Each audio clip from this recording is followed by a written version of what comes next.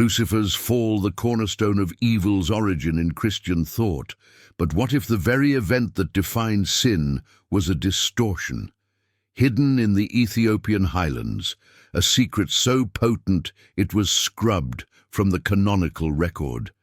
This isn't just about an angel's rebellion. It's about a truth that redefines the nature of darkness and light. You're about to enter a story that was forbidden for a reason, and discovering it will alter your spiritual DNA forever. The forbidden Ethiopian secret changes everything. They didn't want you to know this. The story of Lucifer's fall, the morning star, cast down for Pridis, a fabrication, a theological control mechanism designed to hide a far more dangerous truth. In the sacred texts of Ethiopia, a nation that claims to hold the Ark of the Covenant, there lies a testimony that turns the fall on its head. Picture this. Ancient scribes in rock-hewn monasteries copying manuscripts by candlelight, knowing that possessing these words could mean exile or death. What you're about to hear isn't just an alternative interpretation, it's a leaked document from heaven's own court. The forbidden Ethiopian secret survived against all odds. And if something in you recognizes this truth and you want more revelations like this, leave a comment and stay with this story until the end. Your reaction tells me to keep opening these doors for you. But first, understand this. The lie began in the corridors of power, where bishops decided which stories shaped your soul. What did the Ethiopian texts really say? The answer will shatter your understanding of good and evil. Before the fall, there was a harmony you can barely imagine. Heaven wasn't a static throne room. It was a dynamic symphony of light, with beings of fire and song orchestrating creation. Lucifer, called Hallel in older tongues, wasn't a villain waiting to happen. He was the bearer of light, the chief musician, the one who illuminated the divine council. You were made for this truth, that the pre-fall world was a complex ecosystem of wills and wonders. Envision the celestial realms, hierarchies of angels, thrones, dominions, all pulsating with purpose. But in Ethiopia's hidden scrolls, a different portrait emerges. Lucifer as a teacher, a revealer of secrets, a bridge between the ineffable God and the unfolding cosmos. This isn't the prideful rebel of Sunday school. This is a being with a mandate so profound it threatened the entire cosmic order. Why would they hide this? Because if you knew what heaven was really like, you'd question everything that came after. The stage was set for a rupture that would echo through eternity, and the forbidden Ethiopian secret holds the key. The invisible architecture of heaven is a web of light and law, a structure where every thought vibrates into existence. At its peak, the uncreated one. Below, the seraphim with 6 wings of fire, the cherubim guarding the gates, and then Lucifer the light-bringer stationed at the nexus of wisdom and power. His role, to channel divine knowledge to lower realms, to ensure the cosmos sang in unison. But here's what they erased.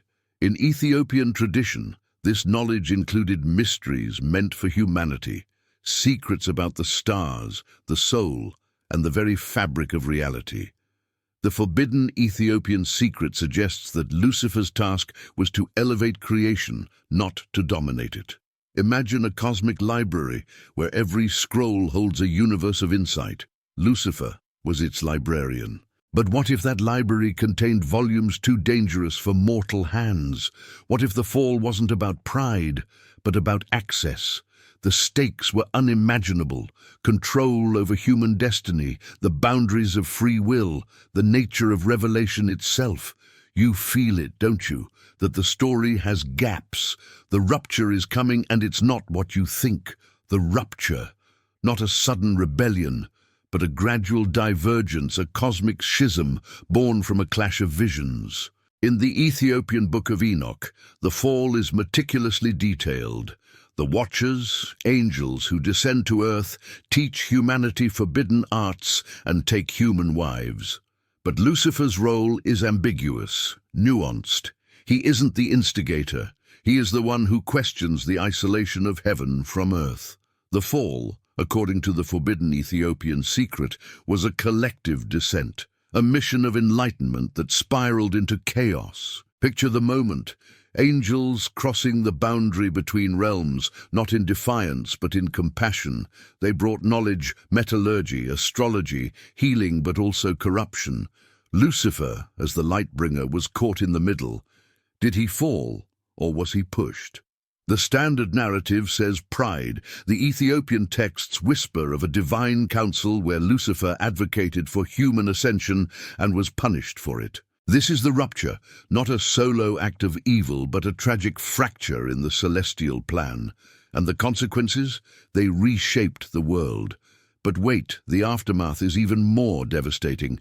The aftermath, a world drowning in knowledge and blood. The Watcher's children, the Nephilim, giants who ravaged the earth, forcing God to send the flood. But Lucifer, where was he? In the hidden Ethiopian accounts, he wasn't cast into hell immediately. He was stripped of his light, imprisoned in a realm between heaven and earth, a fallen teacher watching his gifts turn to curses. You were made for this truth, that the fall's aftermath isn't just punishment. It's a cosmic trauma that infected creation. The forbidden Ethiopian secret reveals that evil didn't begin with one angel's pride. It began with a system that feared the sharing of power. Imagine the silence in heaven after the descent, the grief, the fury, the rewriting of history. The canonical texts blame Lucifer. The Ethiopian texts imply he was a scapegoat for a larger divine dilemma. And on earth, the evidence is etched in myth and ruin, giant bones, ancient technologies, and a human race forever marked by angelic intervention. But someone witnessed everything, someone wrote it down, and against all odds, those writings survived. Who were these witnesses? The answer will haunt you. Primary evidence, the Book of Enoch. Not in your Bible, but in Ethiopia's canon for centuries. This is the testimony that changes everything. Enoch, the man who walked with God, ascended to heaven and returned with scrolls detailing the fall. He names the Watchers, describes their crimes, and hints at Lucifer's complex role. The forbidden Ethiopian secret is encoded here. In Enoch's visions, Lucifer appears as a dimmed light, a figure mourning the loss of his purpose. This isn't the devil of later tradition. This is a tragic hero caught in a divine conflict. You're holding leaked documents from the highest court. Enoch's words, "And I saw how the sons of heaven fell, and they were judged for their teachings." But why was this book banned elsewhere? Because it exposes the messy truth of heavenly politics. The Ethiopian church preserved it, guarding it like a sacred flame. Other texts join the chorus. The Kebra Nagast, Ethiopia's national epic, which ties the Ark of the Covenant to this hidden history. You're piecing together a puzzle that empires tried to burn. But there's more texts so dangerous they were buried in desert caves. Hidden testimony, the apocrypha they tried to erase. The Book of Jubilees, the testament of the 12 patriarchs, the Gospel of Judas all, whispering alternate versions of the fall. In these suppressed texts, Lucifer is a symbol of gnosis, the bringer of knowledge that challenges divine authority. The forbidden Ethiopian secret echoes here, that the fall was a cover-up for a power struggle in the Godhead. Imagine councils of bishops in the 4th century voting to exclude these books, labeling them heresy. Why? Because they democratized divinity. They suggested that you too could access the secrets of heaven. Lucifer's fall was reframed as a warning against curiosity, against reaching for the tree of knowledge. But in Ethiopia, monks copied these texts in secret, hiding them in mountain monasteries. They believed that truth, no matter how dangerous, was worth dying for. You're reading the words of martyrs. Each manuscript is a rebellion, each verse a key to your own liberation. And the most shocking revelation? Lucifer might not have fallen at all, he might have been sacrificed. But how did these truths survive the centuries? The keepers are waiting. The keepers, Ethiopian monks, mystics, and underground lineages who preserved the forbidden knowledge. For over 1,000 years, in monasteries like Debredamo and Lalibela, scribes guarded scrolls that the wider church condemned. They lived in isolation, praying over texts that spoke of Lucifer's light. You were made for this truth, and so were they. They saw themselves as custodians of a pre-corrupted Christianity, a faith that remembered the full story. Picture a monk at dawn, ink-stained fingers tracing Aramaic script, knowing that his work could get him killed. He isn't just copying words. He's transmitting a legacy of resistance. The forbidden Ethiopian secret flowed through their veins. They believed that by keeping these texts alive, they were holding open a door for humanity's awakening. If you're realizing you're not alone in this hunger for hidden truth, write in the comments what most resonates with you and share this with someone who needs to hear it. Together, we keep alive what others tried to erase. These keepers passed the torch through generations, but then something happened, a discovery that would bring their secret to the world. Modern discovery, the 19th and 20th centuries, when Western explorers stumbled upon Ethiopia's hidden libraries. Scholars like James Bruce and later the team behind the Dead Sea Scrolls found manuscripts that had been sealed for ages. The Book of Enoch, translated from Ge'ez, shocked the academic world. Here was a text that filled the gaps in Genesis, that described the fall in vivid, unsettling detail. The forbidden Ethiopian secret was no longer just a local legend. It was a global bombshell. Archaeologists unearthed copies in Qumran, proving its antiquity. Suddenly, theologians had to confront a narrative that contradicted centuries of doctrine. What they found rewrites everything. Enoch's account aligns with Ethiopian tradition, suggesting that Lucifer's fall was a later interpretation, not the original event. You're witnessing the unearthing of a cosmic cold case. Each fragment of parchment is a piece of evidence, and the implications, they ripple through your faith. But this isn't just about scholarship, it's about what this means for your soul. The deeper truth is even more transformative. The deeper truth, Lucifer's fall as a lie, exposes a theological revolution. If the standard story is fabricated, then evil isn't born from angelic pride, but from a divine fear of human potential.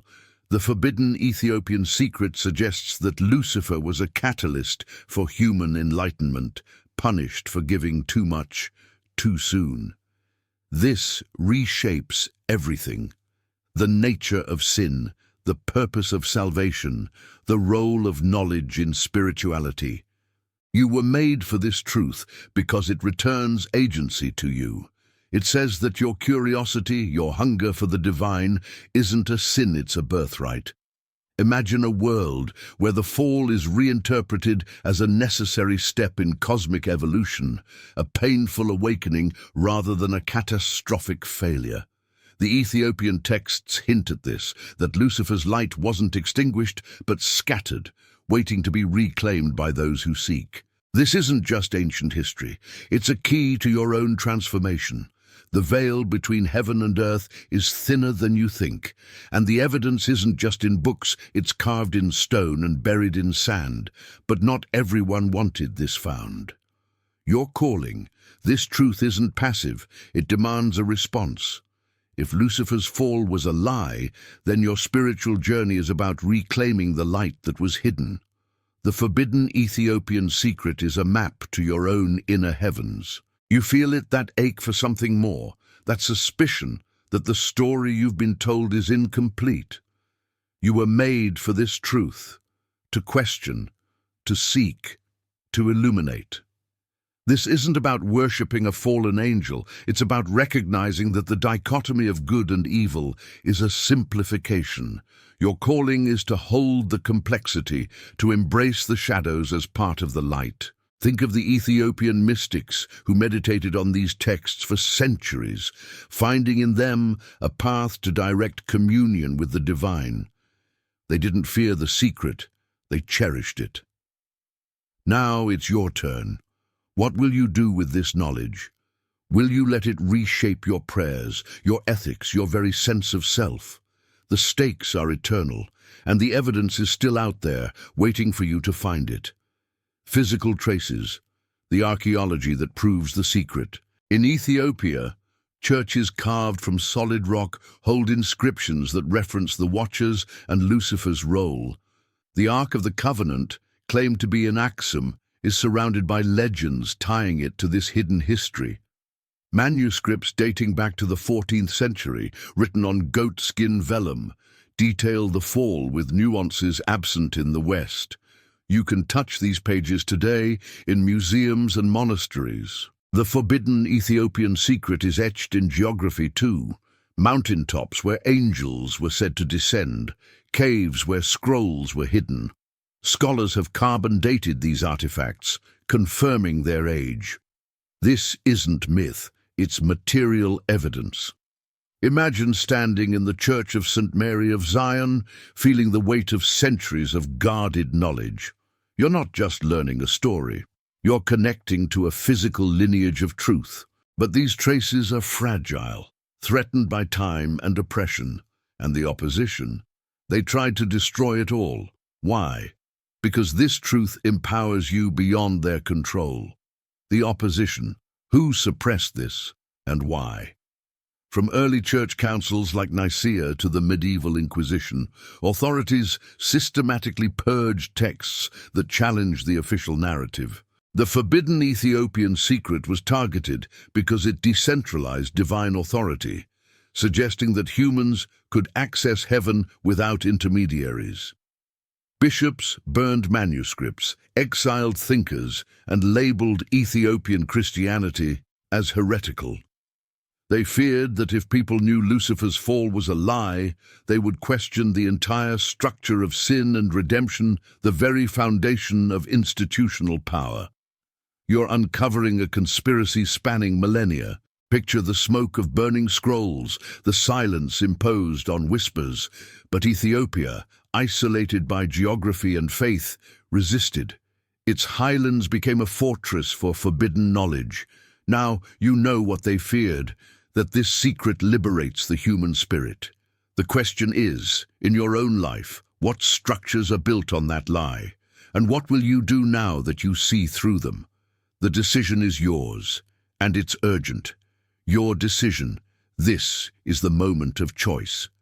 Will you accept this forbidden truth or retreat into the comfort of the familiar? The forbidden Ethiopian secret changes everything, but only if you let it. You were made for this truth, to carry it, to share it, to live it. This isn't about blind belief, it's about courageous inquiry. Imagine a world where this secret is reclaimed, where spirituality is a journey of light rather than fear. Your decision matters because you're part of a chain of witnesses now. If this revelation is reshaping how you see the sacred and you want more forgotten texts and forbidden histories uncovered, say it in the comments and follow this channel. Your support is what makes the next revelations possible. The opposition tried to silence this, but you can amplify it. Will you? There's one final revelation, one last piece of the puzzle that ties it all together, and it will leave you breathless. The final unveiling, Lucifer's fall, was a libet not in the way you might think. The forbidden Ethiopian secret reveals that the fall was a necessary divine drama, a staged event to teach humanity about choice and consequence. Lucifer wasn't evil. He was a player in a cosmic lesson, his light dimmed so that yours could brighten. This truth changes everything. It means that darkness isn't external, but a part of the light spectrum, waiting for integration. You were made for this truth, to realize that your soul is a fragment of that original light, called to illuminate the world. The Ethiopian keepers knew this. They saw in Lucifer a mirror for human struggle. Now you hold the key. This journey ends not with fear, but with hope, that every fall is a prelude to ascent, every lie an invitation to deeper truth. The secret is out. What will you do with it? The light is in your hands now. Shine it.